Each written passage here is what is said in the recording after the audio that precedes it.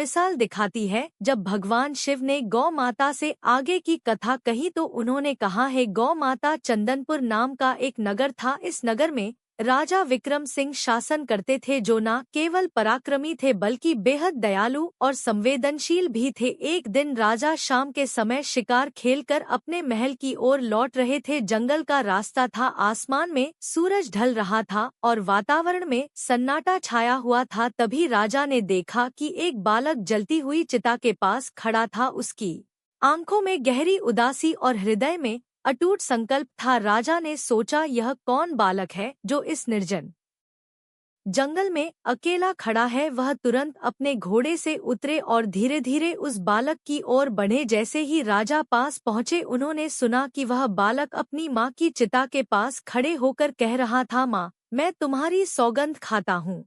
मैं एक दिन बहुत बड़ा आदमी बनूंगा और तुम्हारे सभी सपनों को पूरा करूंगा। यह शब्द राजा के हृदय में गूंजने लगे। उन्होंने बालक के कंधे पर हाथ रखा और पूछा, बेटा, तुम कौन हो? इस जंगल में अकेले क्यों खड़े हो? तुम्हारे सगे संबंधी और रिश्तेदार कहाँ हैं? बालक थोड़ी देर के लिए चुप रहा। उसकी आंखों में आंसू भर आए, परंतु वह साहस जुटाकर राजा से बोला, महाराज, मेरी माँ और मैं इस जंगल में अकेले ही रहते थे। मेरी माँ ने मरते समय मुझे बताया कि मेरे दादाजी बुलंद नगर के बड़े सेठ और करोड़पति थे, पर मेरी माँ गरीब परिवार से थी और इसी कारण मेरे दादा दादी ने उनके प्रेम विवाह को स्वीकार नहीं किया। बालक ने गहरी सांस लेते हुए कहा, मेरे पिताजी की मृत्यु भी एक अपशकुन के रूप में देखी गई। वह बगीचे में घूमने गए थे, तभी एक जहरीले सांप ने उन्हें काट लिया और वहीं उनकी मृत्यु हो गई। इस घटना के बाद मेरे दादा दादी ने मेरी मां को दोषी